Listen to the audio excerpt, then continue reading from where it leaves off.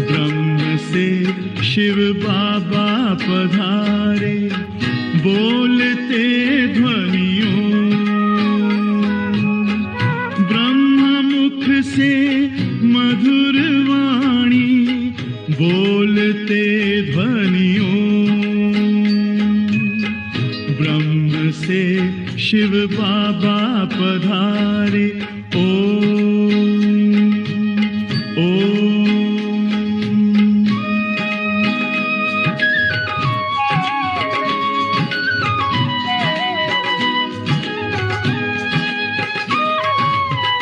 ओम की इस मधुर ध्वनि से किया परिवर्तन। प्रेम शांति सिखा के बदला सभी का जीवन। आदिदेव प्रजापिता श्री बोलते ध्वनियों। मुख से मधुर वाणी, बोलते ध्वनियों। ब्रह्म से शिव बाबा पधारे,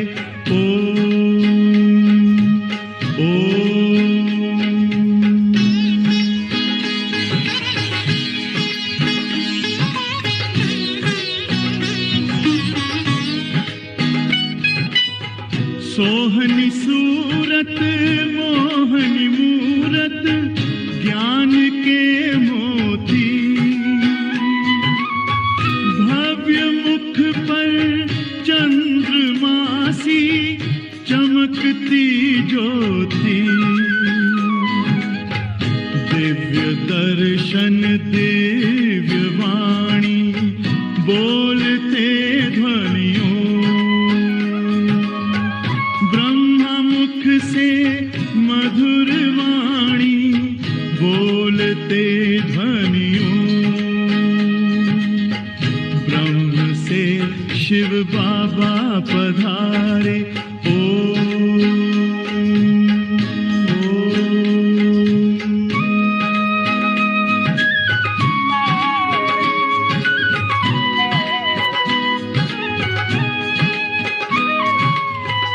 विश्व में थी पाप की जब घटा छाई, तब विभूति आप जैसी धरती पे आई। एक तार में बंध के सारे, बोलते ध्वनियों। से मधुर वाणी, बोलते ध्वनियों।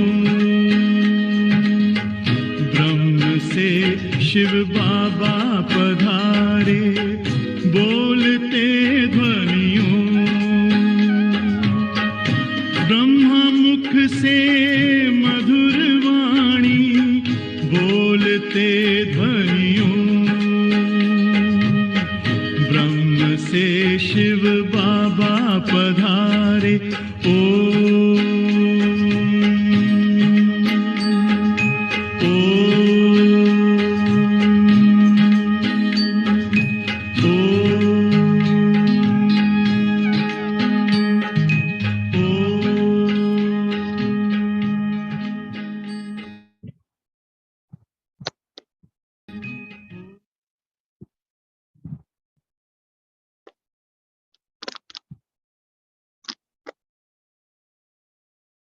ओम शांति।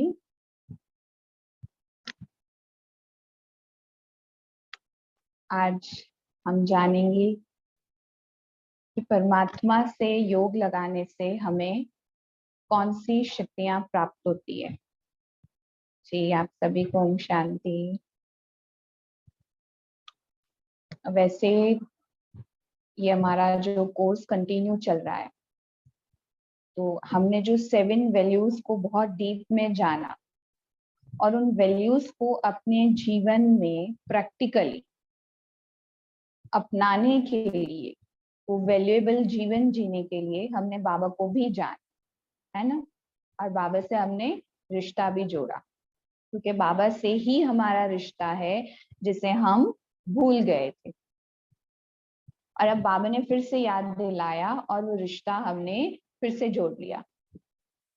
तो जब जहाँ रिश्ता होता है ना, वहां प्राप्ति होती है। जैसे कहा ना कि कल हमने जाना था कि जब हम बाबा को याद करते हैं, जिस भी संबंध से याद करते हैं, तो वो संबंध से हमें प्राप्ति होती है।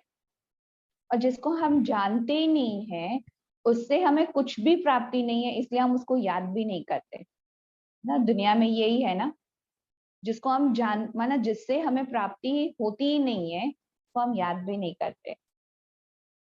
लेकिन जब हम परमात्मा को याद करते हैं, तो परमात्मा से हमें 8 शक्तियां, 7 गुण तो आत्मा को मिलते ही मिलते हैं, और 8 शक्तियों की प्राप्ति होती है, जिसकी यादगार भक्ति में हमने देवियों को 8 भुजा के रूप में पूजा की। देवियों के 8 हाथ दिखाए जाते हैं कि जैसे ही वो अपने शक्ति के स्वरूप में आते हैं, तो वो शिव शक्ति, देवियों को क्या कहते हैं? शिव शक्ति, माना जिसके अंदर शिव की शक्ति है, ऐसी देवियां जिनका पूजन और गायन होता है। और जब भी वो शक्ति अपने शक्ति के ओरिजिनल स्वरूप में आ जाती है, तो वो 8 हाथ, ऐसे नॉर्मली दिखाते 2 हाथ है, लेकिन जब वो अपने ओरिजिनल स्वरूप में आ जाती है, तो अपने आप उनकी 8 भुजाएं बाहर आ जाती है। तो हमने कभी ये सोचा कि जो हमारे पूर्वज, हमारे बड़े हैं, हमारे आइडल हैं, जिनको हम पूजते हैं, जिनकी हम महिमा करते हैं, क्या वो 8 हाथ वाले होंगे? है ना, ऐसा तो नहीं हो सकता ना। जैसे आज हमारा बच्चा या किसी का भी बच्चा, अगर 3 हाथ भी उसके हो जाए, तो वो न्यूज़पेपर में, टीवी में आ जाएगा, एक न्यूज बन जाएगी कि फलाना एब नॉर्मल बच्चा पैदा हुआ। क्योंकि नॉर्मल 2 हाथ है, 1 सिर है। अगर उससे कुछ एक्स्ट्रा हो जाता है तो कहते हैं कि ये तो नहीं चलेगा, इसको ठीक करो। ऐसे हमारे जो पूर्वज देवी देवताएं हैं, जिनकी हम पूजा करते हैं, जिनको हम याद करते हैं, जिनकी हम महिमा करते हैं, जिनके हम भजन गाते हैं, तो वो ऐसे 8 हाथ लेके तो नहीं आए, लेकिन दिखाते 2 ही हाथ है। पर उनका अब भुजा जो होती है ना, जैसे सिंपल एग्जाम्पल कि किसी भी पिता का बेटा जब बड़े हो जाते हैं, 2 बच्चे हैं, दोनों बड़े हो गए और इक्वली पिता के बराबर काम करना सीख गए, पिता को रिलैक्स कर दिया, तो पिता क्या कहते हैं? मेरे ये 2 भुजाएं हैं, मेरे 2 हैंड्स हैं, मेरे बच्चे ना मेरे राइट हैंड है। लेकिन उसके ग्रैंड चाइल्ड ये सोचे, अच्छा मतलब हमारे दादाजी के जो फैमिली वाले होते थे ना, वो 4 हाथ वाले होते होंगे, क्योंकि वही कहते थे कि हमारी और 2 भुजाएं रेडी हो गई। या एक माँ की बेटियां बड़ी हो जाती है, इक्वली सहयोग करती है, कहते मेरे और 2 हाथ आ गए।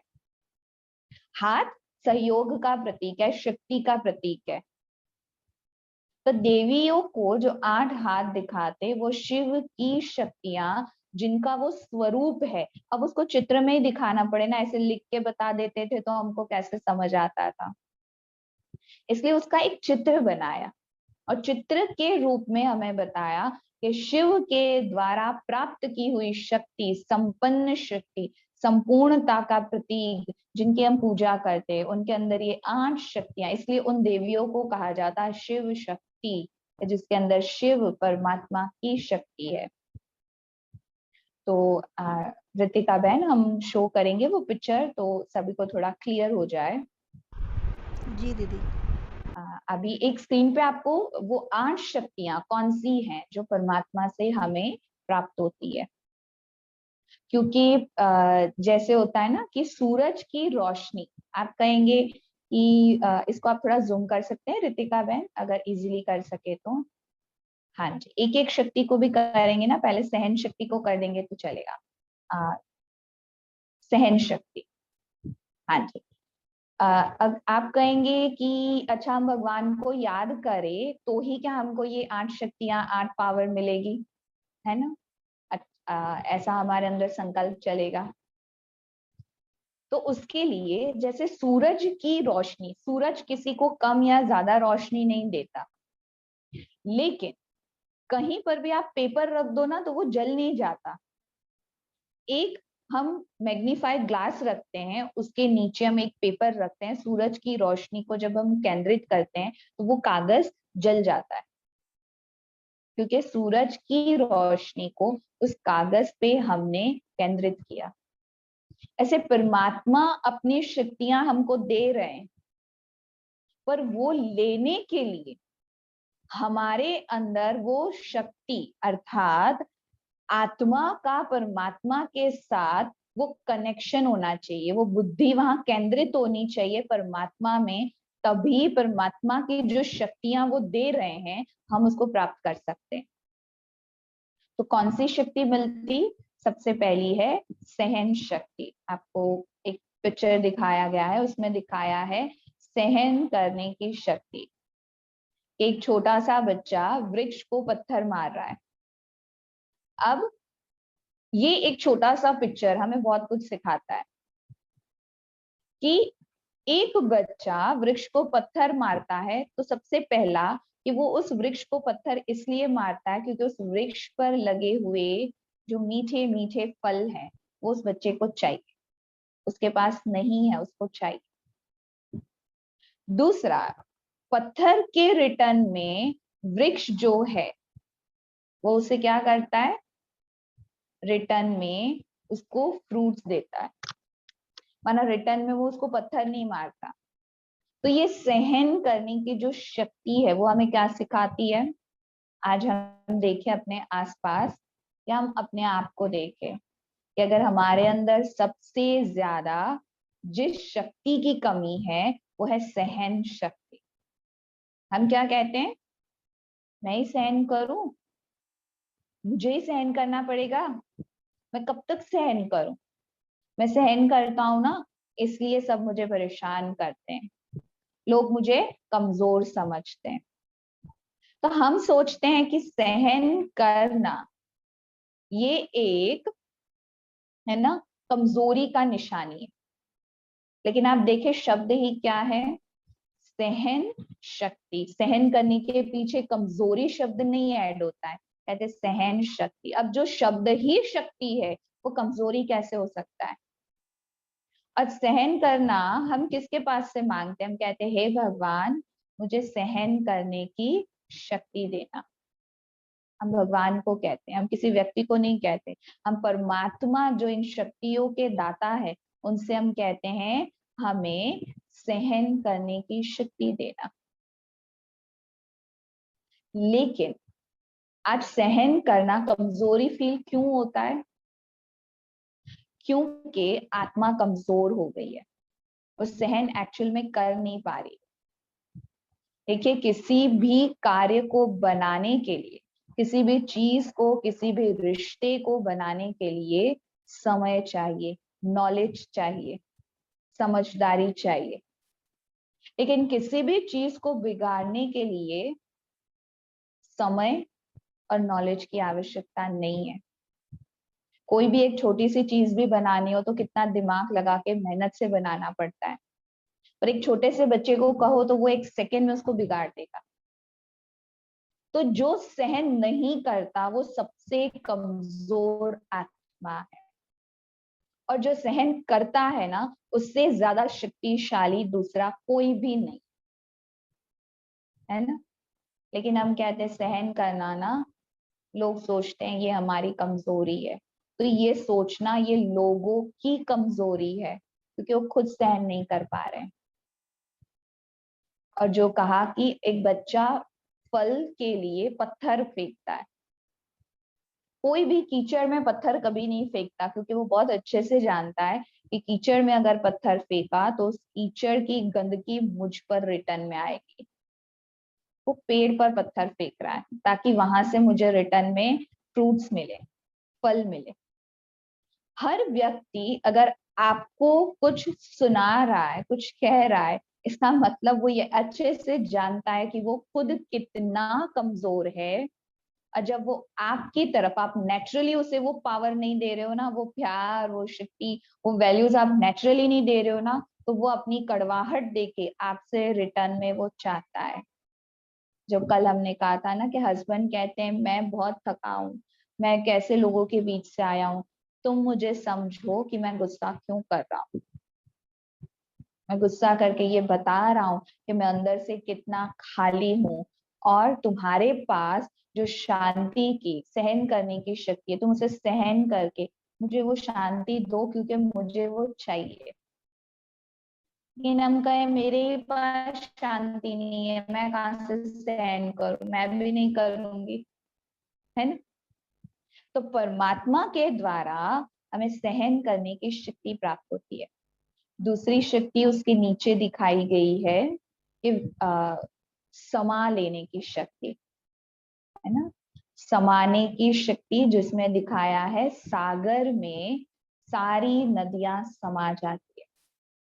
सागर सारी नदी को समा लेता है। और सागर की एक विशेषता है कि आप उसमें जब कचरा डालते हो ना, तो वो उस कचरे को किनारे पर कर देता है। और जब आप उस सागर के डेप्थ में जाते हो, अंदर जितना जाते हो, वहां अमूल्य हीरे मोती प्राप्त होते हैं। तो सागर में इतनी समझ है कि मुझे क्या लेना है, क्या नहीं लेना है, समा लेता है। आज हम अपने आप को चेक करें, दुनिया में जो सारी लड़ाई झगड़े हैं ना, वो किसी भी एक बात को ना समाने के कारण है ना। कि कहते हैं कि ये जो हमारी जुबान है ना, ये सुई धागे का भी काम करती है और कैंची का भी काम करती है। आप चाहो तो बिगड़े हुए रिश्तों को भी सुई धागे की तरह सिल सकते हो, बना सकते हो, है ना। और आप चाहो तो बने हुए रिश्तों को भी, रितिका बहन, आप भले जिस टाइम बताना है आप उसी टाइम जूम करें, फिर आप रिलैक्स रह सकते हैं, है ना। तो बने हुए रिश्ते को भी क्या करेंगे, कैंची की तरह काट सकते हैं, है ना। जैसे कि आपको कोई व्यक्ति आके कह दे फलाना ऐसा है, फलाना ऐसा है, आप कह दो हाँ सही बात है, वो ऐसा ही है, मतलब वो उसके लिए है ही नेगेटिव, और मैंने भी उसमें एडिशन कर दिया, अब वो और उसके लिए नेगेटिव हो गया। अब मैं उस व्यक्ति को जाके भी कहता हूँ, पता है वो तुम्हारे बारे में क्या बात कर रहे थे, बोलो, मुझे तो पता है तुम ऐसे नहीं हो, फिर भी वो आके ऐसा ऐसा बोल रहा था। अब ये उनके रिश्ते जिंदगी में कभी अच्छे नहीं हो पाएंगे। लेकिन अगर मैं जानता हूं कि दोनों के रिश्ते ठीक नहीं है, लेकिन मैं चाहूं तो उन दोनों के रिश्तों को अच्छा भी बना सकता हूँ, ये मुझ पर है। इसलिए कहते हैं कि एक बारी ये जुबान और दांतों के बीच में ना लड़ाई हो जाती है, बड़ी जबरदस्त लड़ाई हो जाती है। तो जो हमारे दांत है ना, वो दांत कहते हैं अपनी जुबान से, तो ज्यादा ना बोला नहीं कर। तो जिस दिन हम 32 के बीच में आ जाएगी ना, कट जाएगी, कहीं की भी नहीं रहेगी। इसलिए तो ज्यादा बोला नहीं कर, चुप रहा कर, बीच में नहीं आना। तो जुबान ना बहुत नम्रता से कहती है, मेरे 32 भाई, मैं जानती हूँ कि मैं जिस दिन आप 32 के बीच में आ गई ना, मैं कट जाऊंगी। लेकिन आप ये नहीं भूलना कि जिस दिन मैं अपने पर आ गई ना, तो एक सेकंड में तुम 32 को बाहर निकालने की क्षमता भी मैं रखती हूँ। क्योंकि पहले मैं आई हूँ और पहले तुम जाओगे। मैं तो इस शरीर के साथ आई, शरीर के साथ जाऊंगी। तुम तो बाद में आए, पहले चले जाओगे। तो अगर मैं अपने पे आ गई ना, तो वक्त से पहले ही तुमको बाहर निकालने की क्षमता भी मैं रखती हूँ, है ना। तो आज जो सारी परेशानी ना, हम समा नहीं सकते, है ना, सहन नहीं कर सकते, तो हम समा भी नहीं सकते। हर एक शक्ति एक दूसरे से रिलेट करती है। जो सहन कर सकता है वो समा भी सकता है, और जो समा सकता है ना, वो सहन भी कर सकता है। इसलिए गणपति जी के लिए बड़ा सा पेट दिखाते हैं, कहते सब कुछ अंदर चला जाता है। अब कोई देवताओं को खाने की इतनी लालच नहीं होती है जो खाना देखा और मन हो गया, वरना हम इंसानों में और देवताओं में कोई अंतर नहीं था। लेकिन बड़ा सा पेट ये सिंबॉलिक है कि वो समा लेते हैं अच्छाई व बुराई। इसलिए तो नंबर 1 है ना, कि वो हर बात को समा लेते हैं। जैसे सागर, सागर में कोई कचरा डाले तो वो उसको किनारे करता है, उसमें इतनी समझ है कि ये कचरा मेरे काम का नहीं है। माना हमें अपने आप को चेक करना है कि जो बात मेरे काम की नहीं है, मेरी बुद्धि को नेगेटिव करती है, वो मेरे अंदर नहीं जानी चाहिए। मेरे अंदर वही बात जानी चाहिए जो मेरे मन को शुद्ध रखे, रिलैक्स रखे, जो मुझे हैप्पी रखे, ना कि उदास कर दे। किसी की सुनी सुनाई, किसी की बोली हुई, ये सारी बातें मेरे अंदर नहीं जानी चाहिए। ये समझदार व्यक्ति की निशानी नहीं है, जो देखा वो समझ लिया, जो सुना वो समझ लिया। हाँ, इस पर भी एक बहुत सुंदर कहानी है कि एक बार एक पंडित जी अपने घर से किसी यात्रा के लिए, किसी पूजा कराने के लिए दूसरे गांव जा रहे होते हैं। तो उनके पत्नी उनको भोजन बना के देती है, क्योंकि वो सुबह जाके शाम को आने वाले हैं। तो वो रास्ते चल के जा रहे हैं, बीच में उनको भूख लगी तो उन्होंने एक वृक्ष के नीचे बैठ के जैसे ही अपना भोजन खोला ना, तो ऊपर कुछ पक्षी बैठे हुए थे और उन पक्षियों ने उसके ऊपर गंदगी कर दी उनके भोजन पे। अब उनका भोजन से मन खराब हो गया, उन्होंने भोजन नहीं किया, उन्होंने वो भोजन वहीं रखा और वापस घर आ गए। पत्नी ने कहा कि आप तो शाम को आने वाले थे, फिर आप इतना जल्दी कैसे आ गए? और पति जानते थे कि मेरी पत्नी ना कोई भी बात को समा नहीं सकती है। कहा कुछ नहीं, ऐसे ही आ गया, नहीं जाना है मुझे। कहते नहीं, कुछ हुआ है, वरना आप कभी बीच से नहीं आ सकते, आप अपना काम छोड़ के कभी नहीं आ सकते, बताओ क्या हुआ? तो कहते अच्छा मैं बताऊं, पर तुम किसी को बताना नहीं। कहते अच्छा नहीं बताऊंगी, पक्का नहीं बताऊंगी। कहते जब मैं जा रहा था, फिर मैंने भोजन खोला तो चिड़ी ऊपर जो पक्षी बैठे थे ना, उन्होंने मेरे भोजन में गंदगी कर दी और फिर मेरा मन खराब हो गया, वो वाला भोजन मैं कैसे खाऊं, तो मैं वापस आ गया। अब पत्नी कहती ये बात किसी को बताने वाली है क्या? मैं तो किसी को नहीं बताऊंगी, मैं तो संभाल लूंगी। अब वो कुएं पे पानी भरने जाती है, उसकी सखियां उसको मिलती हैं। वो कहती है पता है क्या हो गया, कल ना मेरे पति ये हुआ, वो वापस आ गए। अब वहां आसपास और भी बहनें थी जो पानी भर रही थी। अब किसी ने कुछ सुना, किसी ने कुछ सुना, उन्होंने घर जाके अपने पति को कहा, उनके पति ने उनके दोस्तों को कहा, उनके दोस्तों ने उनको कहा। ऐसे ये बात घूमते घूमते पंचायत तक पहुंच गई।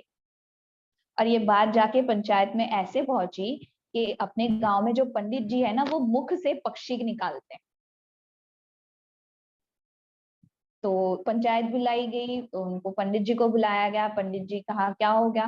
कहते हैं कि आप इतने महान हो, हमारे गांव में रहते हो और आज तक हमें पता ही नहीं था। पंडित जी कहते हैं मेरी कौन सी महानता आपको पता चल गई, बताओ जरा। कहते हैं आप अपने मुख से पक्षी निकालते हो, हमें भी निकाल के बताओ। अब पंडित जी सोचते हैं कि मैं मुख से पक्षी निकालता हूँ, ऐसा तो मैंने कभी चमत्कार किया ही नहीं और ये तो मैं कर भी नहीं सकता, ऐसी बात कहाँ से आ गई? फिर वो थोड़ा पास्ट में जाके सोचते हैं कि जरूर मेरी पत्नी ने ना, उसके पेट में बात हजम नहीं हुई होगी, उसने सुनाई होगी, और ये जो इतने दिन बाद घूम घूम के बात का बतंगड़ बन गया और आज यहाँ आ गई। लेकिन अब अगर मैं कह दूं कि मेरे मुख से पक्षी निकालना मुझे नहीं आता है, तो फिर मेरी तो इंसल्ट हो जाएगी कि मैं कैसा हूं। तो उन्होंने युक्ति निकाली, कहते देखो मैं बता सकता हूँ, मैं बता सकता हूँ मुख से पक्षी निकाल के, लेकिन वही व्यक्ति यहाँ बैठे, क्योंकि मैं जब मुख से पक्षी निकालता हूँ, जो भी इसको देखता है ना वो खुद पक्षी बन जाता है। तो वही यहाँ बैठे जो पक्षी बनना चाहता है, सब भाग गए। तो देखो बात क्या आ गई, थी क्या हो गई क्या। इसलिए जो कभी सुनी सुनाई बातों पे या कुछ आधा अधूरा देख लिया, अपनी बुद्धि को नहीं चलाना है इतना। कोई किसी की बुराई, भले ना उसके अंदर 100 गुण है, पर उसकी अवगुणों को मैं क्यों देखूं, क्योंकि मैं परेशान हो जाऊंगा। इसलिए सागर में किचड़े के समान, कि जैसे जो भी बाहर से, हम ये नहीं कह सकते लोग ऐसे हैं ना, इसलिए मैं परेशान होता हूँ। मैं क्या करूँ, लोग आके मेरे कान में बुराई कर जाते हैं, सब लोग मेरे पास आके बुराई करते हैं। ये कमी लोगों की नहीं, मेरी है, कि उनको ये फील होता है, कहीं ना कहीं मैंने फील कराया है कि वो पूरी दुनिया की बुराई मेरे सामने कर सकते हैं। मैंने अपनी कमजोरी दर्शाई है। मैंने कभी अपने व्यवहार से ये दर्शाया ही नहीं है कि मुझे किसी की बुराई पसंद ही नहीं है। कहीं ना कहीं मुझे लोगों की बुराई सुनना बड़ा अच्छा लगता है, इन कानों को बड़ी मजा आती है, और इन कानों को मजा आ रही है, और यही वाइब्रेशन लोगों को जा रहे हैं, तभी वो आके बुराई करते हैं। तो क्या सुनना है, क्या सोचना है, ये मेरे चॉइस है ना।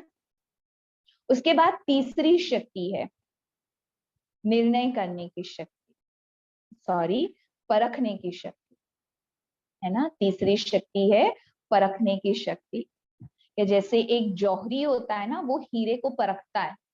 हमारे सामने तो अगर आर्टिफिशियल या रियल डायमंड कोई भी रख दे, हमारे लिए दोनों सेम है, लेकिन एक नॉलेजफुल व्यक्ति, एक जौहरी, वो हीरे को बहुत अच्छे से परख सकता है। ऐसे परमात्मा को जानने वाले हम जो आत्माएं हैं, भगवान हमें इतना नॉलेजफुल बना देते हैं कि हम अपनी जीवन में आई हुई हर परिस्थिति को, हर व्यक्ति को, हर वस्तु को बहुत अच्छे से परख सकते हैं, है ना। हम उसको परख सकते हैं कि ये परिस्थिति मेरे कल्याण की है या मेरे अकल्याण की है। क्योंकि आजकल यही होता है ना, लोग शुगर कोटेड है, कहते हैं कि पहले तो बड़ा अच्छा लगता था, फिर देखो उसने मेरे साथ ऐसा कर दिया, मैं बहुत दुखी हूँ, मैं बहुत हर्ट हो गया हूँ, मेरा रिश्ता खराब हो गया। पर वो पहले ऐसे नहीं थे, उन्होंने ऐसा क्यों कर दिया। आज हम ना परिस्थिति को ना व्यक्ति को, हम हमेशा कंफ्यूजन में रहते, ये करूं या नहीं, निर्णय नहीं ले पाते। बुद्धि इतनी कमजोर हो चुकी है कि हम दूसरों के पास जाते हैं, अच्छा तुम बता दो क्या करूं। अब सामने वाले की भी बुद्धि कमजोर है, वो अपनी कमजोर बुद्धि से एक सलाह देता है, और वो सलाह देगा, और वो बात जब गलत हो जाती है तो हम कहते हैं ना, तुम्हारी वजह से ऐसा हो गया, पता नहीं मेरी बुद्धि कहाँ गई थी जो मैं तुम्हारे पास आया। क्योंकि उसकी भी बुद्धि कमजोर है, मेरी भी कमजोर है, हम निर्णय नहीं कर पाए। इसलिए हम अपनी कमजोरी को उठा नहीं सकते, तो हम ब्लेम करते हैं कि फलाने की वजह से मेरा काम गलत हो गया। से परमात्मा से जो आत्मा योग लगाती है, उसको शक्ति मिलती है, निर्णय शक्ति, उसका निर्णय गलत नहीं होता। उसके बुद्धि में इतनी पावर होती है, उसका विजन इतना क्लियर होता है। चौथी शक्ति है ना, जो परखने के बाद निर्णय करने की। ये दोनों शक्तियां, जैसे सारी शक्तियां एक दूसरे से कंबाइन है, कि जहां हम परख सकते हैं वहीं पे हम निर्णय भी कर सकते हैं। देखो, निर्णय करने के लिए तराजू के दोनों पलड़े इक्वल होने चाहिए, ऊपर नीचे नहीं, है ना। वो बीच का कांटा बिल्कुल स्ट्रेट सीधा होना चाहिए। ऐसे जब मन और बुद्धि, ये तराजू के, आत्मा के दो ऐसे शक्तियां हैं, कि तराजू के दो पलड़े हैं, कि जब वो दोनों हेल्दी हैं तो उसका डिसीजन कभी भी गलत नहीं हो सकता। कि आत्मा जो विजन देखती है, बुद्धि उसको सही निर्णय करने की क्षमता रखती है, उसमें कोई कंफ्यूजन नहीं होता है। क्योंकि जहां पॉजिटिविटी है ना, वहां पे राइट निर्णय होता है, लेकिन जहां नेगेटिविटी होती है ना, वहां क्वेश्चन मार्क होता है, होगा या नहीं, कैसे होगा, क्या होगा, लोग क्या सोचेंगे, ये हो गया तो फिर ये हो जाएगा तो, है ना। तो जैसे तराजू के दो पलड़े इक्वल, ऐसे मन और बुद्धि वो दोनों एक इक्वल माना। जब आत्मा की मन और बुद्धि दोनों उस परमात्मा में एकदम स्थिर हो जाती है, आपका निर्णय सदा एक होता है, राइट होता है, सक्सेस होता है। पर वो मन और बुद्धि का जो कांटा है ना, वो स्थिर होना चाहिए, जो केवल परमात्मा की याद सोच सकता है ना। फिर उसके बाद हमें शक्ति मिलती है सहन करने की, सॉरी, सामना करने की शक्ति, जिसकी आज हमें बहुत ज्यादा आवश्यकता है। सामना करना, है ना। आज हमारे सामने ऐसी परिस्थिति है कि जिसको हम सामना नहीं कर पा रहे। एक भय का वातावरण है, एक डर का वातावरण है। लेकिन डर एक ऐसा अवगुण है ना, जो अपने साथ बहुत सारे अवगुणों को ले आता है, जो हमारी मेंटल इम्यूनिटी को वीक करता है। जैसे आज हमारी फिजिकल इम्यूनिटी के लिए बहुत सारे उपाय बताए जाते हैं। ये करना चाहिए, ये करना चाहिए, इससे आपकी इम्यूनिटी पावरफुल हो जाएगी, जिससे आपको कोई भी जर्म्स नहीं लगेंगे, आपको जल्दी से कोई बीमारी नहीं होगी, आप अपना ध्यान रखेंगे। बहुत सारे नियम बता, आपको घर में रहना है, आपको सैनिटाइज करना है अपने आप को, आपको खान पान का शुद्धि रखनी है, आपको अपनी इम्यूनिटी को बढ़ाने के लिए ये करना है, वो करना है फिजिकली। तो हम अब कोई तुरंत ही पूरे साल नहीं किया और एक दिन में हम शुरू हो गए और हम कहीं मेरी इम्यूनिटी बढ़ जाए, इसलिए डर लग रहा है। और परमात्मा ने भी आके कहा बच्चे अपने आप को अपडेट कर लो, अब ये समय है, फिजिकल जितना इम्यूनिटी को बढ़ाना जरूरी है, उससे कई गुना ज्यादा मेंटल इम्यूनिटी को बढ़ाना जरूरी है। क्योंकि अभी की जो परिस्थिति है वो हर एक के साथ नहीं है। रिकवरी भी ज्यादा है, जाने वाले भी हैं, लेकिन अभी जो सेफ लोग हैं उनकी संख्या कई गुना ज्यादा है। लेकिन हमारे अंदर जो डर बैठा है ना, मेंटल इम्यूनिटी इतनी वीक हो चुकी है कि हमारी दृष्टि सिर्फ वहीं जाती है जहां परेशानी है। समाधान है जहां अच्छा है, उस तरफ हमारी दृष्टि जा ही नहीं रही है, और हाईलाइट भी वही हो रहा है और हम उसको सपोर्ट भी कर रहे हैं। क्यों? क्योंकि मेंटल इम्यूनिटी कमजोर है ना, तो कोई भी ऐसे छोटी सी बात आती है हम डर जाते हैं। कोई ऐसा सुन लिया, देख लिया, हम तुरंत डर जाते हैं। तो अपनी बुद्धि को, अपनी पॉजिटिविटी से सैनिटाइज बार बार करते रहना बहुत ज्यादा जरूरी है, और अपने मन की शक्ति को बढ़ाना बहुत ज्यादा जरूरी है। क्योंकि आप देखेंगे कुछ एक जो अच्छी खबरें इन दिनों में आई है, तो वो ये भी जरूर आई है कि वो लोगों की रिकवरी भी ज्यादा परसेंट में है जिनका विल पावर भी स्ट्रांग है, जिनकी भले फिजिकली उनको कोई प्रॉब्लम हो गई है, वायरस आ गया है, लेकिन उनकी मेंटल इम्यूनिटी के कारण वो ठीक हो गए। तो ये समय है कि फिजिकल के साथ मेंटली भी अपने आप को इतना स्ट्रांग बनाना, सामना करना हर परिस्थिति का। हम सामना इसलिए नहीं करते क्योंकि हम प्रिपेयर नहीं है। एक होता है अपने आप को तैयार रखना, ये जीवन है ना, इसमें कुछ भी हो सकता है, इसकी कोई गारंटी थोड़ी ना है। आज कोई बीमारी के कारण जा रहा है, कोई उसका समय ऐसे होगा वो बीमारी उसको लगी भी नहीं हो, फिर भी एक्सीडेंट से चला गया, किसी और कारण से चला गया, है ना। लेकिन हम बस एक जगह पे बंद के रह गए। ऐसा नहीं है कि हमें अपने आप को प्रिकॉशन नहीं रखनी है, लेकिन यहाँ मेंटली बात है, मेंटली प्रिकॉशन रखना भी बहुत जरूरी है। अपने आप को डर से दूर रखना, अपने मन को खुश रखना, क्योंकि मन की खुशी तन की तंदुरुस्ती बढ़ाती है ना। जितना आपका मन खुश है, पर वो कब हो सकता है? जब आप सामना करने के लिए रेडी हो। एक होता है आप अपने मन से रेडी हो, दूसरा समय आपको जबरदस्ती रेडी करता है, और जब समय करता है ना वो बहुत डिफिकल्ट होता है। तो परमात्मा ने हमें चांस दिया ना, हम बहुत लकी हैं कि उन्होंने हमें सिलेक्ट किया है अपनी मेंटल इम्यूनिटी को पावरफुल बनाने के लिए।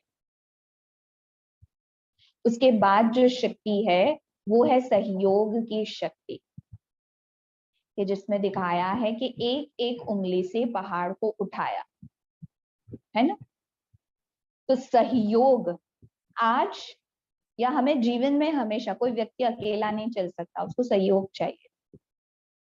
ऐसे परमात्मा ने भी आकर एक बहुत सुंदर बात कही, स्व परिवर्तन से विश्व परिवर्तन। मैं कभी ये नहीं कहूं कि वो बदल जाए, मेरे ही सांस बदल जाए ना तो बस शांति हो जाए, मेरे बच्चे मेरी सुनना शुरू कर देना तो हमारे घर में शांति हो जाए, मेरे एम्प्लॉय मेरे हिसाब से चले ना तो सब अच्छा हो जाए, मेरा बॉस बदल जाए ना तो सब अच्छा हो जाए। एक बच्ची रोज ऑफिस से जब घर आती ही अपना बैग जोर से फेंकेगी, चप्पल निकालेगी और बस चिल्लाना शुरू। भगवान करे ऐसा बॉस किसी को नहीं मिलना चाहिए। मुझे ऐसा लगता है मैं ऑफिस जाती हूँ या मुझे काले पानी की सजा मिली हुई है, मैं तो प्रे करती हूँ इनको ना ऐसी जगह शिफ्ट कर देना चाहिए जहाँ पे ना इनको कोई इंसान ही ना मिले। ये बॉस नहीं है, मुझे तो उसका चेहरा देख के गुस्सा आता है। वो रोज आएगी ना घर पे, इतना इरिटेट होती है, इतना इरिटेट होती है।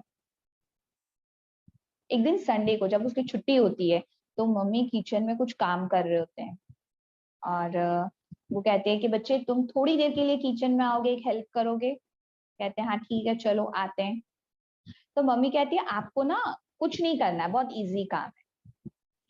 आपको गैस के ऊपर 3 बर्तन रखने हैं जिसमें पानी बॉईल करना है।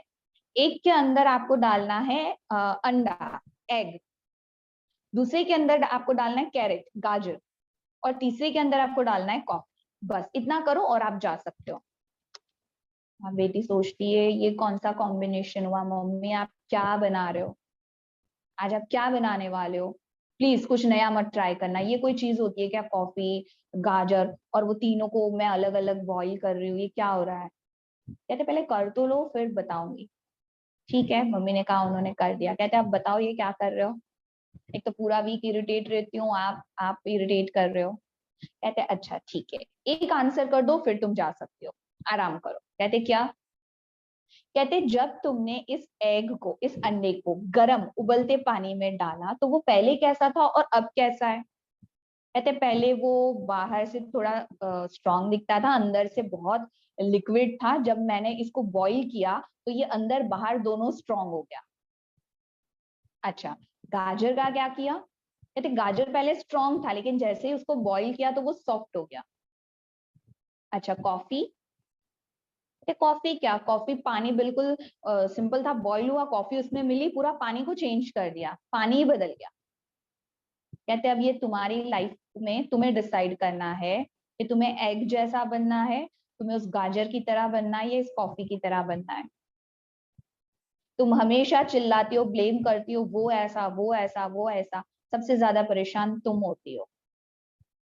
तुम बाहर से अपने आप को घर आके स्ट्रांग दिखाती हो, चिल्लाती हो, पर तुम भीतर से कितनी कमजोर हो कि तुम किसी की भी बात से इरिटेट हो जाती हो। या तुम्हें उस गाजर की तरह बनना है जो दिखता बड़ा स्ट्रांग है लेकिन जैसे ही उसको गर्म पानी में डाल दिया उसने अपनी वो स्ट्रांगनेस को छोड़ दिया, सॉफ्ट हो गया। या तुम्हें इस कॉफी की तरह बनना है कि जो बदलती नहीं है, सामने वाले को बदल देती है, जो अपने रंग में सबको रंग देती है। अगर तुम्हें अपनी लाइफ में खुश रहना है तो तुम्हें सबको अपने रंग में रंगना होगा। वो तुम्हारे हिसाब से नहीं चलेंगे या तुम मिल जाओ उनमें, इसका मतलब ये नहीं मैं उनके जैसा बन जाऊं। हम आज यही करते ना, सामने वाला चिल्ला रहा होता है तो कहते हो हेलो, वॉल्यूम नीचे करना, हाँ ज्यादा चिल्लाओ नहीं, क्योंकि मेरे पास तुमसे ज्यादा वाला हाई क्वालिटी का वॉल्यूम है जिसको मैं बढ़ा सकता हूँ। माना मैं उसको शांत करने की क्षमता नहीं रखता हूँ पर अपने को अशांत करने की क्षमता उससे ज्यादा रखता हूँ और कहता हूँ कि उसकी वजह से मैं शांत हो गया, बाकी मैं तो बड़ा स्वीट हूँ, सबके साथ प्यार से बिहेव करता हूँ, है ना। परमात्मा से हमें वो सहयोग की शक्ति, वरना परमात्मा हमें वो शक्ति देते हैं कि हमें खुद को सहयोग करना है, सेल्फ चार्जिंग। और जहां हर कोई, अभी आप 100 लोग अगर ज्ञान सुन रहे हो और आप 100 लोग ये कहो, अच्छा मैं कहूं कि मैं गारंटी करती हूँ मैं 10 दिन में आप 100 को बदल दूंगी, नहीं बदल सकती ना मैं। लेकिन मैं ये गारंटी करूँ कि ये 10 दिन में मैं अपने आप को डेफिनेटली बदल दूंगी। आप कहें मैं बदल दूंगा, मैं ऐसे करके 50 लोग भी कह रहे हैं तो 50 बदल गए ना। हर एक अपनी जिम्मेवारी लेके मुझे एक एक उंगली से पहाड़ उठाना, मुझे अपने सेल्फ चार्जिंग, सेल्फ चेंजिंग का सहयोग देना है। दूसरे से सहयोग मुझे नहीं चाहिए, मुझे देना है। उसके बाद 7वीं शक्ति है विस्तार को संकीर्ण करना, जिसमें कछुआ दिखाया है ना। कि कछुए की विशेषता क्या है? कछुए की विशेषता ये है, टॉर्टोइस की विशेषता ये है कि उसको जब आवश्यकता है ना तो वो अपना मुख बाहर निकालता है। उसको जब चलना है तो वो अपने हाथ पांव बाहर निकालता है, और उसको जैसे ही हलचल महसूस होती है ना, वो अपने अंग को समेट लेता है, क्योंकि वो बहुत अच्छे से जानता है मैं भाग नहीं सकता। लेकिन अगर मैं अंदर चला जाऊं ना, तो मुझे कोई नुकसान भी नहीं पहुंचा सकता। लेकिन हम क्या करते हैं, जब कोई परिस्थिति आती है, कोई बात आती है, हम उससे भाग जाना चाहते हैं, हम बाहर भागते हैं कि मैं शायद अगर कुछ दिन के लिए, हफ्ते 10 दिन के लिए यहाँ से चला जाऊं ना, घर से, ऑफिस से, तो बस शांति, मुझे ब्रेक चाहिए, या ये यहाँ से चला जाए तो शांति। वास्तव में अगर जब मैं भीतर जाऊं, है ना, वहां शांति है। मैं इतना अपनी बुद्धि को विस्तार में मैंने बिजी कर दिया है, इतना मैंने अननेसेसरी विचारों से अपने आप को भर लिया है ना। रितिका बहन, आप हटा सकते हैं उसको, 8वीं शक्ति पावर टू पैकअप है ना।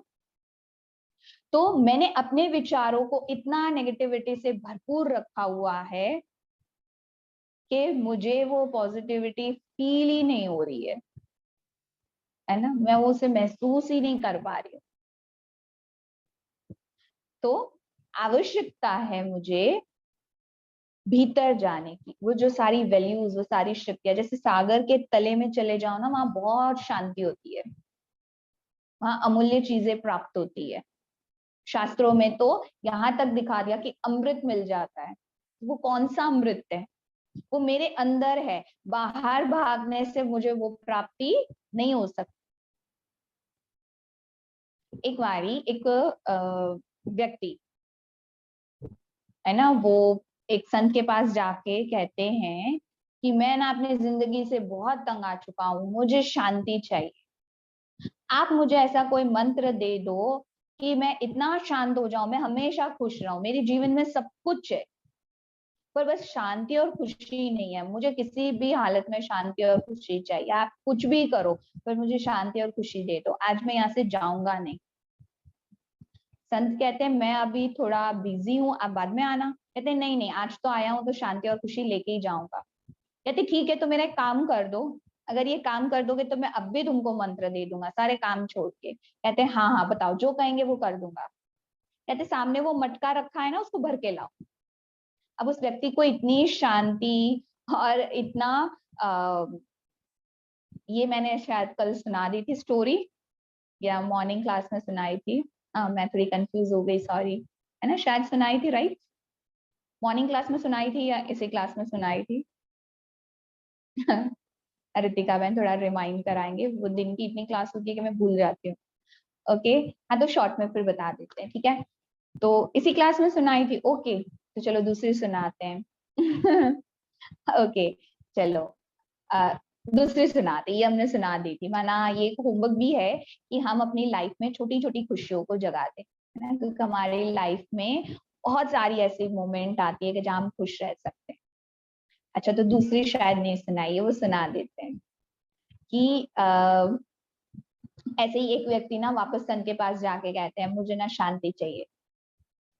तो वो कहते हैं कि संत वही रिप्लाई करते हैं कि अभी मैं थोड़ा बिजी हूँ, बाद में आना। कहते नहीं, मुझे अब भी शांति चाहिए। कहते तो बैठो। तो वो वहां बैठ जाते हैं, इतने में सब भागने लगते हैं और आवाज आती है भागो भागो, आग लग गई, भागो। सब भागने लगते हैं, सब इधर उधर भागने लगते हैं, और वो भी उठ के भाग जाता है। थोड़ी देर के बाद जब सब शांत हो जाता है और वो वापस आके कहता है अरे महाराज जी, आप तो भागे ही नहीं, है ना, सब भाग गए, मैं भी भाग गया था, आप क्यों नहीं भागे? कहते हैं कि तू भी भागा, मैं भी भागा, तू भी भागा, मैं भी भागा, पर कितना था कि तू बाहर भागा, मैं भीतर भागा। भागे हम दोनों थे, लेकिन तू कह रहा था ना तेरे को शांति चाहिए, तो तेरी शांति ना होने का कारण कि तू बस बाहर भाग रहा है। एक बार भीतर भी तो भाग के देख, जहां इतनी अमूल्य शांति तेरे अंदर है। जब तू अंदर जाएगा ना, जिसको कहते हैं कि अंतर्मुखी, परमात्मा एक रॉयल शब्द यूज करते, अंतर्मुखी सदा सुखी, बाहर मुखी सदा दुखी। जो पर चिंतन करता है, जो ज्यादा नेगेटिविटी में रहता है, वो दुखी होता है। जैसे आप ही से क्वेश्चन पूछते हैं, अच्छा चैट बॉक्स में शॉर्ट में बता देना, ठीक है। यस और नो बता देना। ओके, टाइप करना नहीं आता तो कोई बात नहीं, अपने वीडियो से भी शो कर सकते हैं, फर्स्ट वाला या सेकेंड वाला। कि आपके पास जैसे आप कहीं पे हैं और दो लोग कोई बात कर रहे हैं, ठीक है, दो लोग बात कर रहे हैं, आप वहां गए और वो चुप हो गए, आपके माइंड में क्या आएगा? मैं ही दोनों बता देती हूँ ताकि आप फर्स्ट या सेकंड मुझे बता देना, है ना, क्योंकि कुछ हमारी प्यारी प्यारी माता होती है ना, उनको जल्दी से टाइप करना नहीं आएगा। ठीक है, कि एक होता है पहला हमारे माइंड में थॉट आता है, जरूर मेरी बात कर रहे थे इसलिए चुप हो गए। एक दूसरा आता है, ठीक है अपनी बात कर रहे होंगे, मुझे क्या उससे, बताओ कौन सा वाला आता है? हमारे बारे में बात कर रहे हैं, पहला वाला। हाँ, अच्छा पहला वाला जो मेरे बारे में बात कर रहे हैं। दो व्यक्ति बात कर रहे हैं, मेरे जाने से चुप हो गए और मेरे माइंड में सबसे पहला थॉट आता है कि वो मेरे बारे में बात कर रहा है। अनुपमा जी कह रहे सेकेंड वाला, अच्छा पहले वाला। ऑलमोस्ट सभी ये कह रहे हैं 90%, बिल्कुल देखो ऑनेस्ट आंसर इसको बोलते हैं, बिल्कुल ऑनेस्ट, एकदम परसेंटेज के साथ बता दिया, 90% यही आता है कि वो मेरे बारे में बात कर रहा है, राइट। लेकिन अगर देखा जाए तो शायद ऐसा भी तो हो सकता है ना कि वो दोनों अपनी पर्सनल बात शेयर कर रहे हैं जो शायद वो मुझे नहीं सुना सकते या मुझे नहीं सुनाना चाहते, या वो बात मेरे लिए है ही नहीं, मेरे काम की ही नहीं है, इसलिए वो लोग चुप हो गए। ये भी तो संभव है। और अगर मान भी लो कि वो मेरे लिए ही बात कर रहे हैं, तो ये तो बहुत अच्छी बात है ना कि इस भीड़ भरी दुनिया में, इतनी बिजी दुनिया में, जहाँ लोग, जब हम कहते हैं ना भैया मेडिटेशन कर लो, कहते दीदी जहर खाने का टाइम नहीं है ना, हमने कहा जहर ना खाना पड़े इसलिए तो मेडिटेशन करना है ना। तो जहां जहर खाने का टाइम नहीं है, वहां वो दो व्यक्ति के पास खड़े होके इतना टाइम है कि मेरे बारे में सिर्फ सोचते नहीं है, बोलते भी हैं। मतलब इससे ज्यादा प्यार कहाँ हो सकता है कि इतने लोगों के बीच में वो सिर्फ मुझे देखते हैं और दोनों स्पेशली खड़े होके मेरे बारे में बात भी करते हैं। और उससे भी ज्यादा महान तो वो दोनों इसलिए हैं कि मेरे जाने पे मेरी रिस्पेक्ट के लिए चुप भी हो जाते हैं। अब इससे ज्यादा महानता क्या हम एक्सपेक्ट कर सकते हैं? तो ये थॉट भी तो हम ला सकते हैं ना। लेकिन हम हमेशा परेशान होते हैं कि मेरे बारे में बात कर रहा है। अब ये तो आप पे डिपेंड करता है कि आपको खुश रहना है या परेशान। अब आप ये नहीं कह सकते वो दोनों जिम्मेवार हैं, वो क्यों चुप हो गए, तो क्या आप चाहते थे वो आपके मुंह पे बोले कि हम दोनों आपके बारे में ये बात कर रहे थे, तो आप खुश हो जाते थे? राइट? आप क्या एक्सपेक्ट कर रहे हो? वरना कहने का मतलब ये है कि जो चीज मुझे पता ही नहीं उसको लेके दुखी क्यों होना। अगर कोई कहे भाई फल पता है वो आज आपके बारे में क्या कह रहा था, कहना था वो आपको कह रहा था ना, आप सुनो ना वो मेरे बारे में क्या कह रहा था, मैं सुन के क्या करूंगा? मुझे नहीं सुनना, मुझे पता है मैं क्या हूं। सेल्फ रिस्पेक्ट, जहां मेरी ही मेरी नजरों में कोई रिस्पेक्ट नहीं है, मैं दूसरों से क्या एक्सपेक्ट करूं? राइट? तो जितना मैं भीतर, परमात्मा ने इतनी पावरफुल शक्ति दी है हमें, और एक कछुए में भी इतनी समझ है कि परिस्थिति से मैं भाग नहीं सकता पर मैं अपने आप को बचा जरूर सकता हूँ। माना सिंपल एग्जांपल, मैं बारिश को रोक नहीं सकता पर मैं अपने आप को भीगने से तो बचा सकता हूँ ना, है ना। हम कहते हैं मैं निकला ना तभी बारिश आ गई, अरे बारिश को आपसे थोड़ा ना प्रॉब्लम है, आप छाता ले लो, आप रेनकोट पहन लो। मैं बारिश को नहीं रोक सकता पर मैं अपने आप को भीगने से तो बचा सकता हूँ। मैं लोगों के विचारों को, लोगों के बोल को, लोगों की उन नेगेटिव एक्ट को नहीं रोक सकता पर मैं अपने आप को तो उन नेगेटिविटी से रोक सकता हूँ ना, ये मेरी चॉइस है। और लास्ट शक्ति थी जिसमें आपने बैग्स देखे होंगे, पावर टू पैकअप, समेटने की शक्ति। बहुत ब्यूटीफुल शक्ति है ये। भगवान हमें ये जो प्रकृति अभी हमें नजारा दिखा रही है ना, वो हमें समझा रही है कि अब घर में रहना, अकेले रहना, क्वारंटीन कर देते ना, अकेले रहने देते हैं, तो वो परिस्थिति हमें एक मैसेज दे रही है, बहुत बाहर रह लिए इंस्ट्रूमेंट, मोबाइल, लोग, बातें। आप मोबाइल पे दूर दूर मीलों तक लोगों से कैसे हो, हेलो हाय, आज आपके मैसेज से आप बहुत सैड फील हो रहे हो, ये हम पहचान लेते हैं। लेकिन मेरे पास में मेरे रहने वाली मेरी माँ, मेरा बच्चा, मेरा भाई जो मेरे साथ रहता है, वो क्या फील कर रहा है या वो मेरे व्यवहार से क्या फील करेगा, वो हम नहीं जानते, क्योंकि हम उनके पास होते भी उनके पास नहीं है। तो ये परिस्थिति शायद हमें ये मैसेज दे रही है कि उनके पास जाओ, और उनके पास तुम तब जाओगे जब तुम खुद के पास जाओगे। तुम खुद से ही इतने दूर हो चुके हो। हम हर पल एक्सपेक्ट करते हैं वो मुझे समझे, वो मेरी सुने, वो मेरी माने, पर पहले चेक करो मैं खुद को कितना समझता हूँ, मुझे क्या चाहिए, मैं खुद की कितनी मानता हूँ, और मैं खुद की कितनी रिस्पेक्ट करता हूँ। जब ये तीनों चीज मेरे अंदर आ जाएगी ना, दुनिया अपने आप देने लगेगी, मुझे मांगना नहीं पड़ेगा। इसलिए समय बहुत सुंदर मैसेज दे रहा है, अगर हम सुन सके तो। एकांत माना, उस एक परमात्मा को कुछ क्षण याद तो कर लो, उस एक के अंत में तो चले जाओ, देखो क्या लेकर आते हो, है ना। घर में रहो, माना जितना हो सके अपने अंदर रहने का प्रयत्न करो। आज मुझे एक बहन फोन करके कहते हैं, दीदी ये कोरोना कब जाएगा। मैंने कहा अभी अभी फोन आया है, 1 तारीख को जा रहा है, अभी अभी उसने बताया। कहते नहीं मैं मजाक नहीं कर रही, मैं बहुत इरिटेट हो चुकी हूँ, पूरा दिन किचन में रहो किचन में रहो। कितना खाते हैं ये लोग, कहाँ जाता है ये खाना, सुबह खाना बनाओ, दोपहर को बनाओ, रात को बनाओ, मुझे अब घर में नहीं रहना है। तो वो तो पहले भी बहनों का, एक हाउसवाइफ का यही एक रूटीन था, लेकिन अब वो नहीं बर्दाश्त हो रहा है, क्योंकि अंदर एक बैठा लिया है कि मुझे बांध दिया गया है, मुझे कहीं हद में लिया गया है। नहीं, ये समय हमें बहुत सुंदर मैसेज दे रहा है, पर हम अपनी उस कमजोर बुद्धि के कारण उस चीज को एंजॉय नहीं कर पा रहे जो हमारे पास अभी एक्चुअल में है।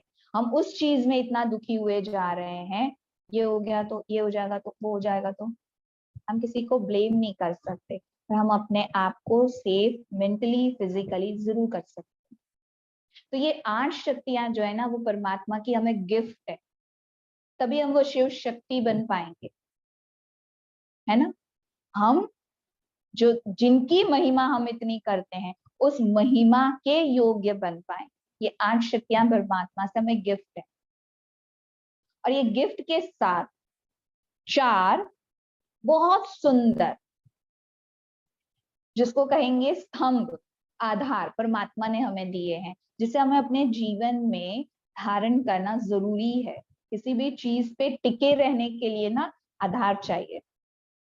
आप चेयर पे बैठे होंगे, या तो उस चेयर पे ना 4 उसके स्तंभ होते हैं, अगर एक भी गिर जाए ना तो आप भी गिर जाओगे। बहुत कंफर्टेबल, जैसे अभी बैठे हैं बड़े कंफर्टेबल, क्योंकि भरोसा है कि ये सारे चारों 4 जो इस चेयर के पिलर है ना, बड़े मजबूत है, ये मुझे गिराएंगे नहीं। ऐसे मेरे जीवन में कोई भी परिस्थिति आ जाए, मुझे गिराएगी नहीं, उसके 4 पिलर परमात्मा ने हमें दिए हैं, जिसको धारण हमें करना है। गुण और शक्तियां परमात्मा की गिफ्ट है, लेकिन वो गिफ्ट कभी प्राप्त होती है जब ये 4 स्तंभ हम खुद तैयार करते हैं। तो पहला स्तंभ है सत्संग। सत्संग किसको कहेंगे। अब हम बैठ गए, हमने आधा घंटा माला फेर लिया, आधा घंटा हमने भजन सुन लिया, आधा घंटा हमने प्रवचन सुन लिया, और हमने कहा हमारा सत्संग हो गया, बस हैप्पी। नहीं, सत्संग का अर्थ होता है सत्य के संग रहना, ट्रूथ के साथ रहना, अपने जीवन में सच्चाई को अपनाना, और उस एक सच को जानकर उसके साथ मन को लगाना। और एक सच कौन है, परमात्मा। इस दुनिया में तो अभी सब कुछ थोड़ा झूठी हो चुका है ना, लेकिन एक सच है परमात्मा। जब मैं अपने सच को, कि मैं आत्मा उस परमात्मा का बच्चा हूं, ये सच को जानकर मानकर जब उनसे कनेक्ट होते हैं ना, तो ये हमारा सबसे पहला आधार है सत्संग। तो हमारा 1-2 घंटे का सत्संग नहीं होता, हमारा जीवन ही सत्संग हो जाता है। जो हमारे आसपास आता है ना, उसके भी वो वाइब्रेशन हो जाते हैं, माना हमारा जीवन ही सत्संग है। हमारा 1 घंटा 2 घंटा 3 घंटे का सत्संग नहीं है। तीसरा है, सॉरी, पहला है सत्संग, दूसरा है दिव्य गुण। दिव्य गुण माना परमात्मा ने हमें जो वैल्यूज दी है ना, सुख शांति आनंद प्रेम पवित्रता ज्ञान शक्ति, और बहुत सारी वैल्यूज परमात्मा हमें दे रहे हैं। उन सभी वैल्यूज को अपने अंदर धारण करना, तो ऐसे दिव्य गुणों को धारण कर गुणवान बनना है, वैल्यूएबल बनना है, ऐसा जीवन जीना है, प्रैक्टिकल। तो उसको कहेंगे ना कि हम दिव्य गुणों को धारण किया है, मांगा नहीं है, यूज करते हैं क्योंकि वो हमारे हैं, हमें गिफ्ट मिल रहे हैं, अधिकार है हमारा। तीसरा है शुद्ध अन्न। ऐसे कहते हैं ना, देखो आजकल तो समय ही बता रहा है कि भाई शुद्ध अन्न बहुत जरूरी है ना। अपनी डाइट पे बहुत ज्यादा हम डाइट कॉन्शियस हो गए हैं, और अच्छी बात है ना। अपनी इम्यूनिटी को बढ़ाने के लिए हम बहुत शुद्ध भोजन ले रहे हैं, हम वो सारी चीजें नहीं खा रहे हैं कि जिससे गला खराब हो जाए या कोई प्रॉब्लम हो जाए, पर ये तो शायद मजबूरी से कर रहे हैं। लेकिन कहते हैं जैसा अन्न वैसा मन, जैसा मन वैसा अन्न। मैं जो भी खाता हूँ उसका प्रभाव मेरे मन पर 100% पड़ता है, और मैं जो बनाता हूँ उसका प्रभाव, उसमें मेरे मन का 100% इफेक्ट जाता है। वाइब्रेशन है ना, अन्न क्या है, प्रकृति से प्राप्त है ना, और प्रकृति हमारे हर थॉट को सबसे पहले कैच करती है। आप किसी ने पूछा था हमारे थॉट्स हमारी बॉडी को इफेक्ट करते हैं, 100% करते हैं, जो उसका आंसर हमने दिया था आपको डे 1। तो ये बॉडी क्या है, 5 तत्व ही तो है ना। तो ये बॉडी को भी इफेक्ट होती है और ये प्रकृति को भी इफेक्ट होती है, और अन्न क्या है, प्रकृति से प्राप्त है। तो हम जो भी सोच के जब भोजन बनाते हैं ना, वो सारा थॉट उस भोजन में जाता है। अब हम ऐसे व्यक्ति के हाथ का भोजन खा रहे हैं, हम बाहर चले गए, वो बेचारा सुबह से परेशान है कि अगर मेरा इतना अन्न बिक जाए तो मेरे घर में आज चूल्हा जलेगा, फलाने ने ये किया वो किया। वो दुखी है, परेशान है, निराश है, बीमार है, और अब वह हम भोजन खा रहे हैं तो हम उसके साथ साथ उसका दुख, परेशानी, बीमारी सब कुछ खा रहे हैं, जो हमारा ब्लड बन रहा है, और फिर हम हैप्पी रहना चाहते हैं। तो मुश्किल है। जो हमारी मेंटल और फिजिकल इम्यूनिटी को पावरफुल बनाता है, शुद्ध वाइब्रेशन से बना हुआ भोजन, जो हम आगे सीखेंगे कि कैसे हम उस भोजन को बनाएं, भगवान को भोग लगाएं और फिर खाएं, ये हम जानेंगे आगे। तो जैसा अन्न वैसा मन, जैसा मन वैसा अन्न, इसलिए शुद्ध भोजन बहुत जरूरी है फिजिकल और मेंटल इम्यूनिटी को पावरफुल बनाने। और चौथा है शुद्धता, पवित्रता, प्योरिटी। कौन सी प्योरिटी चाहिए, अपने विचारों की। जब तक मेरी सोच में पॉजिटिविटी, प्योरिटी, शुद्धता नहीं है, मैं इन वैल्यूज को एंजॉय नहीं कर सकता, है ना। इन वैल्यूज को मैं एंजॉय नहीं करता। दुनिया में चारों तरफ भले कितनी नेगेटिविटी है, लेकिन हमें फिल्टर करना आना चाहिए। आजकल हमने ऐसी मशीन्स नहीं बनाई, हमारे दिमाग से ही तो बनी है ना, कि जो कैसा भी गंदा पानी होगा उसको फिल्टर कर देता है, पीने लायक बना देता है, बिल्कुल शुद्ध कर देता है ना। कीचड़, उस गंदे पानी को भी इतना शुद्ध पानी, उस खारे पानी को भी शुद्ध मीठा पानी बना देता है। उसको क्या किया, फिल्टर किया ना, प्रोसेस की, उसके लिए एक मशीन लगाई। वैसे इस मन और बुद्धि रूपी मशीन को प्रोसेस करना पड़ेगा। सामने वाला मुझे क्या दे रहा है, होल्ड, उसको फिल्टर करो, फिर वो मेरे अंदर जाना चाहिए। वो जैसा दे रहा है वैसा मेरे अंदर नहीं जाना चाहिए, क्योंकि ये मेरी लाइफ है और लाइफ बहुत ब्यूटीफुल है। तो इस ब्यूटीफुल लाइफ को मुझे कैसे संवारना है, ये मुझ पे डिपेंड है। बिल्कुल सिंपल एग्जांपल, आपको आप डॉक्टर के पास गए, आपको जुकाम हो गया है, आप डॉक्टर के पास गए, डॉक्टर ने आपको एक दवाई दी और परहेज बताई। डॉक्टर ने कहा 7 दिन आपको ये दवाई खानी है दोनों टाइम, और 7 दिन आप ठंडा पानी नहीं पियोगे, आइसक्रीम नहीं खाओगे, कुछ भी ठंडा नहीं खाओगे, तो ही आपका जुकाम जाएगा। अभी आप घर आए, आप 2 दिन दवाई लिए, तीसरे दिन किसी ने आपको बहुत आपकी फेवरेट वाली आइसक्रीम लाई और कहा ये खा लो, आपका मन भी हो जाएगा, पर आप क्या कहेंगे, नहीं मैं नहीं खा सकता, मैं खाऊंगा तो फिर मैं बीमार हो जाऊंगा, डॉक्टर ने मना किया है। सामने वाला बहुत ऑफर कर रहा है, बहुत ऑफर कर रहा है, खा लो ना, कोई बात नहीं, 4 गोली ज्यादा खा लेना, क्या फर्क पड़ता है। नहीं नहीं, बहुत परेशानी होती है भैया, पूरी रात नींद नहीं आती, नाक बंद हो जाती है, और अभी अभी के टाइम पे तो कोई रिस्क नहीं ले सकता, मैं नहीं खाऊंगा, थैंक यू सो मच। सामने वाला इतना ऑफर कर रहा है, इतने प्यार से लेके आया हूँ, कितनी दूर से लेके आया हूँ, खर्चा करके लाया हूँ, थोड़ी तो खा लो, आधा तो खा लो। नहीं, माफ कर दो, हम नहीं खा सकते। ठीक है, सामने वाला इतना प्यार से ऑफर कर रहा है, फिर भी हमने रिसीव नहीं किया। कोई आके कुछ भी बोल जाए, कोई भी व्यवहार कर जाए, हम फटाक से ले लेते हैं। तब क्यों हम अपने आप को नहीं कहते नो थैंक यू, तुम्हारा संस्कार है, तुम्हें मुबारक, मुझे नहीं चाहिए, क्योंकि परमात्मा ने मुझे परहेज बताई है कि अगर मैंने आपका ये नेगेटिविटी ले लिया तो यहाँ की ब्रीदिंग बंद हो जाएगी। ये जो मैं यहाँ से मन और बुद्धि से इतना अच्छे से ब्रीदिंग करना शुरू कर दिया है ना, वो डिफिकल्ट हो जाएगा, वो बंद हो गई ना तो सब बंद हो जाएगा। तो मैं नहीं ले सकता, थैंक यू, तुम्हारा तुम्हें मुबारक।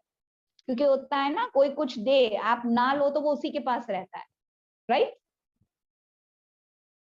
तो अब आपकी चॉइस है। एक छोटा सा होमवर्क देते हैं। कभी भी आपकी लाइफ में, देखो इतना इजी नहीं है, हम जानते हैं शुरू में इजी नहीं है, हम हमारे लिए भी नहीं था, लेकिन आज हो गया है, राइट। लेकिन अभ्यास किया तो हुआ ना। तो आपको एक सिंपल सी हम टेक्निक सिखाते हैं, अगर आप इसको करें तो 100% वर्क करता है। आप सबको पता है प्रायोरिटी देना, आप सभी को अपनी लाइफ में हर व्यक्ति को प्रायोरिटी देना आता है कि भाई मेरी प्रायोरिटी अभी सोना, मेरी प्रायोरिटी अभी खाना, कितना भी काम होगा, 1 बज गया, भूख लगी है, मैं इंसान हूँ, मेरी प्रायोरिटी है मैं खाऊंगा, मेरी प्रायोरिटी अभी मुझे सोना ही सोना है। हम अपनी कुछ एक चीजों को प्रायोरिटी देते हैं, माना पहले रखते हैं, सबसे पहले हर चीज बाद में, है ना। अभी देखो आप सुबह उठे, कितना ही लेट हो गया, आप ऐसे ही चले जाएंगे ऑफिस, क्योंकि बॉस डांटेंगे, बिल्कुल तैयार नहीं होंगे, मेकअप वेकअप नहीं करेंगे, कोई बात नहीं ना, चलेगा, बॉस की डांट तो नहीं पड़ेगी ना, ऐसे ही उठे चल दिए, जो पहना है, जैसे बाल बिख रहे हैं जैसे चले गए, चलेगा। प्रायोरिटी देर हो जाए या कुछ, परफेक्ट तैयार होके जाएंगे, लास्ट तक जाते जाते भी आईने में, नीचे गाड़ी के आईने में भी देखेंगे कि बराबर तो है ना, जल्दी में कुछ छूट तो नहीं गया। और अगर रास्ते में कोई कह दे अरे तुम्हारे बाल, हाँ हाँ हाँ, फिर से जाके चेक करेंगे, 2 गाली और खा लूंगी बॉस की, लेकिन तैयार होके जाऊंगी। प्रायोरिटी देते हैं ना, प्रायोरिटी हम अपने आप को, चाहे भाई हो बहन हो कोई भी, राइट। तो अपनी लाइफ में ना हम प्रायोरिटी को बहुत अच्छे से समझते हैं, इसको सिखाना नहीं पड़ता है। तो आज से ना एक चीज को प्रायोरिटी करना, ये आपकी चॉइस, हम सिर्फ बता रहे हैं, अब आपकी चॉइस है। कोई भी सिचुएशन, कोई भी बात, कोई भी तकलीफ, कोई भी परेशानी कभी भी आपके पास आए ना, कोई व्यक्ति कितना भी बुरा क्यों ना आपके साथ व्यवहार कर रहा हो, क्योंकि भगवान ने 2 शक्ति दी है, सहन करना और सामना करना। हम आगे इसको बताएंगे भी, एक सहन भी करना हमें आना चाहिए, लॉ और लव भगवान दोनों देते हैं, लॉ को भी यूज करना है, लव को भी यूज करना है, दोनों का बैलेंस, बैलेंस भगवान हमें जो दिया ना, निर्णय शक्ति, परखने की शक्ति, बैलेंस होगा। देखो एक एक शक्ति एक दूसरे पे डिपेंड करती है। तो कोई भी परेशानी है ना, उन सारी परेशानी को इस एक साइड रखना, उस व्यक्ति को, उस बात को, जो भी आपकी लाइफ में आती है उसको एक साइड रखना, एक तराजू में, एक तराजू में भगवान को रखना। जितना भी आपने भगवान को समझा है, ठीक है, इतने दिनों में जितना भी समझा है, एक तरफ भगवान मुझे 100% गुण और शक्तियां दे रहे हैं, मेरी तारीफ कर रहे हैं, खुद मुझसे मिलने आ रहे हैं, मुझसे प्यार करते हैं और मुझे कहते हैं, ये भगवान के महावाक्य है जो हम 2 दिन के बाद सुनेंगे। भगवान मुझे कहते हैं स्वीट चिल्ड्रन, मीठे बच्चे, चाहे हम कितने ही कड़वे क्यों ना हो, वो हमको मीठे बच्चे कहते हैं, क्योंकि वो कहते हैं तुम कैसे भी हो ना, मैं तुमसे बहुत बहुत बहुत प्यार करता हूँ, मैं तुमसे ज्यादा किसी से प्यार नहीं करता। ये भगवान के महावाक्य हैं। तो एक तरफ मैं उन भगवान के महावाक्यों को रख लूं कि भगवान मुझसे बहुत प्यार करते हैं, और एक तरफ मैं दुनिया की सारी बातों को रख, तुम ऐसे हो, तुम वैसे हो, तुम ये करते हो, तुम वो करते हो। अब चेक करना मुझे क्या चाहिए, रुक के अपने आप रिएक्ट करने से पहले पूछना कि मुझे ये चाहिए या ये चाहिए। अगर मुझे ये चाहिए, भगवान का प्यार, उनकी वैल्यूज, उनकी शक्तियां, तो ये सारी चीजें कोई मायने नहीं रखती है ना। क्योंकि 5 पांडव जीत गए, 100 कौरव हार गए, क्योंकि उस जो प्यार के साथ होते ना वो जीत जाते हैं। और अगर मैं भगवान को अवॉइड करके मैं इन चीजों को सिलेक्ट करना चाहती हूँ, तो लाइफ में कभी भी किसी को ब्लेम नहीं करना कि इसकी वजह से मैं परेशान हूँ, क्योंकि वजह मैं खुद हूँ, समझे। अगर मैं इनको प्रायोरिटी देता हूँ तो मेरी लाइफ में वो हर चीज है जो मुझे चाहिए। अगर मैं लोगों को प्रायोरिटी देता हूँ, उनकी छोटी मोटी बातों को, उनकी बेसमझी को प्रायोरिटी देता हूँ, तो मैं जिम्मेवार हूँ कि मैं दवाई नहीं खा रहा, आइसक्रीम खाए जा रहा हूँ, राइट? अब आपको डॉक्टर, उस परमात्मा सुप्रीम सर्जन की बात सुननी है, या उन लोगों की जो बेचारों के अंदर वो शक्तियां ही नहीं है, वो जो खुद थके हारे हैं, जो खुद बीमार है? क्योंकि डॉक्टर भी किसी को इंजेक्शन लगाता है ना, तो वो पेशेंट चिल्लाता है, लात भी मार देता है। जैसे छोटू सा बच्चा होता है ना, उसको इंजेक्शन लगाओ तो डॉक्टर को भी लात मार देता है, तो डॉक्टर कहता है कोई बात नहीं, कोई बात नहीं। क्यों? क्योंकि बीमार है ना, बीमार की लात तो बुरी नहीं लगती, राइट? तो ये दुनिया में जो बेचारे मेंटली बीमार है ना, नेगेटिविटी से बीमार है, उनकी बात मुझे इफेक्ट नहीं करती, क्योंकि मेरी मेंटल इम्यूनिटी बहुत पावरफुल है, राइट? तो ये जब 8 शक्तियां और ये गुण मिल जाते हैं ना, तो कोई भी दुनिया की नेगेटिविटी का वायरस टच नहीं कर सकता, है ना? परमात्मा के पास परमानेंट सैनिटाइजर है, राइट? बस उसको बार बार यूज करना पड़ता है। ऐसा नहीं कि सुबह एक बार हाथ धो लिए फिर पूरा दिन नहीं धोते हैं, दिन में 50 बार धोते हैं, और एक दो को बोलते हैं हाथ धो के आओ, हाथ धो के आओ हर 20 मिनट में। ऐसे ही याद रखना, परमात्मा ऐसा परमानेंट सैनिटाइजर है, ऐसा पावर बैंक है ना, उसको हम उससे कनेक्ट हो जाए ना, दुनिया में किसी में इतनी क्षमता नहीं है जो मेरे मन को डिस्टर्ब कर दे, राइट? ठीक है? तो आज हमने जाना 8 शक्तियां और गुण क्या है, और जो 4 स्तंभ है, दिव्य गुण, सत्संग, शुद्ध अन्न और मन की शुद्धि, पवित्रता। तो इन 4 पिलर्स पे हम परमात्मा को जब याद करते हैं, तब हमें वो सब कुछ प्राप्त होता है। कल ना हम बहुत सुंदर, वंडरफुल, एक थोड़ा आउट ऑफ सिलेबस लगे आपको, ऐसा वाला सब्जेक्ट लेंगे कि जिसको कहते हैं लॉ ऑफ कर्मा और वर्ल्ड ड्रामा व्हील। एक ऐसे हमारे कार्मिक अकाउंट है ना, क्योंकि दीदी ने आपको समझाया तो है, लेकिन उसको हम डिटेल से जानेंगे, ठीक है? ओके, तो 2 मिनट हम प्यार से परमात्मा को याद करें। ओके, बिल्कुल रिलैक्स हो जाएं। अभी 2 मिनट के लिए कोई भी मैसेज नहीं, बिल्कुल मोबाइल को, है ना, हाथ नहीं लगाओ, बिल्कुल रिलैक्स हो जाओ, बिल्कुल स्टेबल होके बैठिए।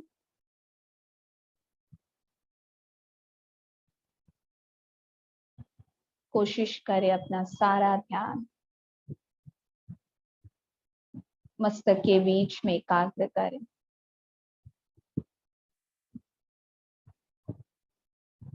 जैसे ये शरीर 5 तत्वों का एक इंस्ट्रूमेंट है, और इस इंस्ट्रूमेंट को चलाने वाले मैं मालिक, मैं शक्ति, पॉइंट ऑफ लाइट आत्मा, मस्तक के बीच विराजमान,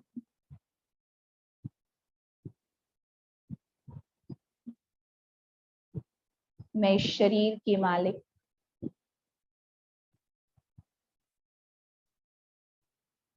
महसूस करूं कि परमात्मा के उस वरदानी हाथ से जो मेरे सिर पर है, वो 8 शक्तियां मेरे अंदर भरती जा रही है। जैसे रेनबो के अंदर 7 कलर है, वैसे वो सारे रंग शक्तियां बनकर मुझे आत्मा में समा रहे हैं। महसूस करूं मैं अपने आप को कि वो सारी शक्तियां मुझे आत्मा में भरपूर होती जा रही है, सर्व शक्तियों से भरपूर। ये शक्तियां मेरे चारों तरफ एक सुरक्षा कवच बनाती है, और इस सुरक्षा कवच के बीच मैं शक्तिशाली आत्मा हर नेगेटिविटी, हर बीमारी, हर वायरस से बिल्कुल सुरक्षित महसूस करें अपने आप को सुरक्षा कवच के बीच में।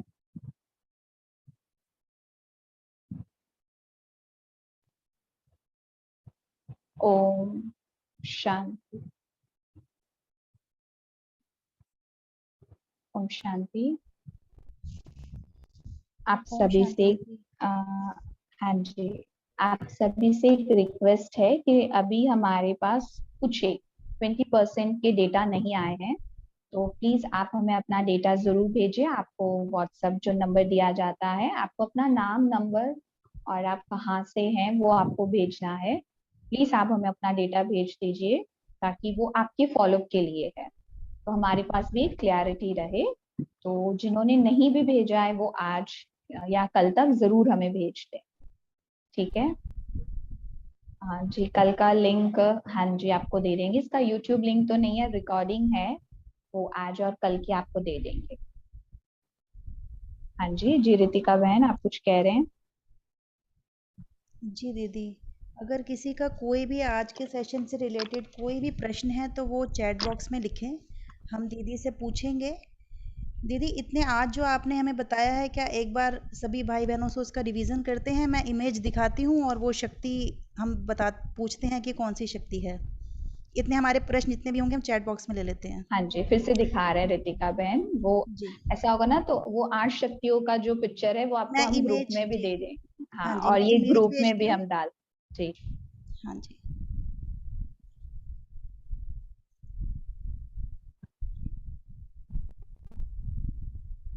जी, ये एक्चुअली इसका भी रेडी नहीं था, तो ये एक पिक्चर है, हम इसको क्लैरिटी से आपको व्हाट्सएप भी कर देंगे। इसकी पीपीटीज है, लेकिन एक्चुअली मेरा लैपटॉप अभी बिगड़ चुका है, तो इसलिए हम थोड़ा आपको ये छोटा सा पिक्चर दिखाया। ये चैट बॉक्स में लिखेंगे सभी, ये कौन सी शक्ति है।